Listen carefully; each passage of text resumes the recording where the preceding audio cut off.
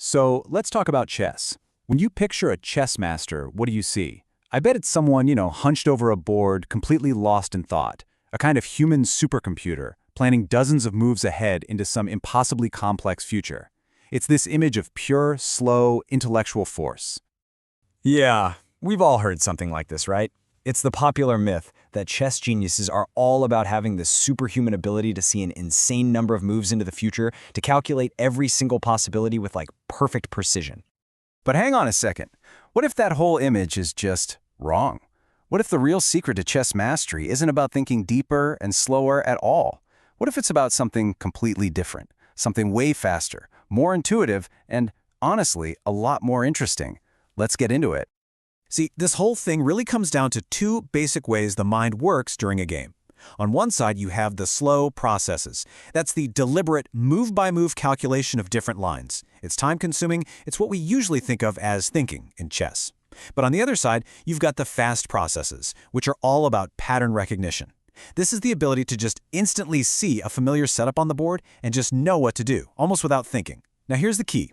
Real chess skill isn't about just one of these. It's a constant battle, a constant balancing act between the two. So let's start by trying to peek inside the mind of a grandmaster. Because what we're going to find is that their mental toolkit goes way, way beyond just simple brute force calculation. This toolkit is just fascinating. At its core is a pattern recognition. We're talking about a mental library of thousands upon thousands of positions, which lets them instantly spot threats and opportunities. That library is what fuels their intuition, that gut feeling for the right move, which is absolutely critical when the clock is ticking down. But it's more than that. It also includes emotional control, the ability to stay cool after a blunder, and even a bit of psychological warfare, reading an opponent and setting traps that a computer would just never fall for. And all this points to the real challenge for any top player. It's this constant dance between intuition and calculation. Intuition is for those messy, complicated positions, or when you're low on time. It's about feeling the right move. Calculation, on the other hand, is for those critical, must-get-it-right moments where you absolutely have to be precise. The thing that really separates a grandmaster from the rest of us isn't just that they can do both well, it's that they know exactly when to switch from one to the other. Okay, so this idea of fast, intuitive thinking, it sounds good, right? But is there any actual proof? Well, let's turn to the hard data, because it turns out that speed chess, or blitz, reveals the truth about what's really driving expert performance. All right, get ready for this number. 81%. According to the research, that's how much of a player's overall chess skill can be predicted just by their performance in blitz chess. The super fast version of the game, where deep, slow calculation is literally impossible. Just let that sink in for a second.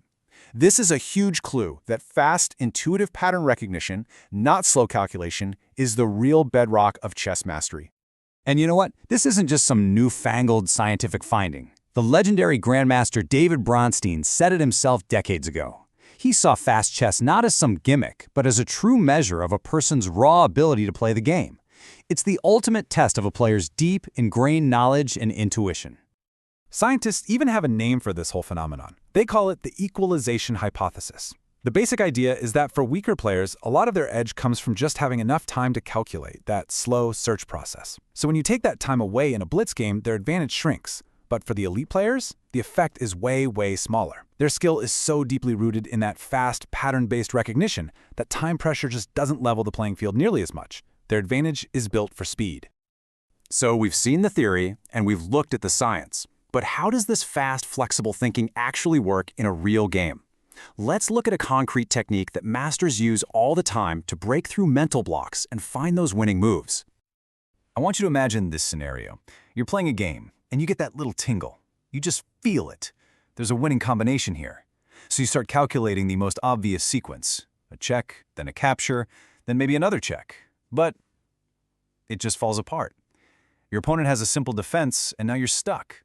So what do you do now? This is where a really cool technique comes in. It's called reversing the move order. Instead of getting stuck on your first idea, you take the key moves you've already identified, that check and that capture, and you just switch their order. It's all about mental flexibility.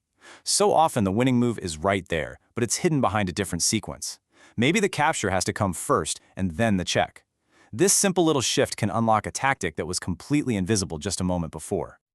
Okay, let's bring this all together. We started with this myth of the slow, methodical calculator, and we've ended up at the reality of the fast, intuitive, and flexible master. So what is chess genius, really? Well, it's not just about being a powerful calculator.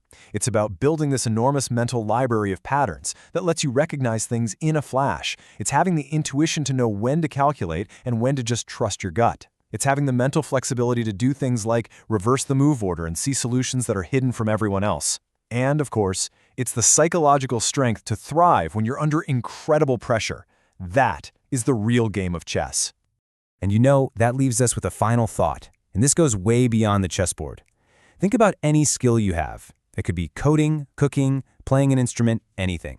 At first, it's all slow, deliberate calculation, right? But with enough practice, you start to build that same mental library of patterns. So here's the question. What are the slow processes in your own life that with enough time and focus could eventually become mastered by that same fast, intuitive recognition?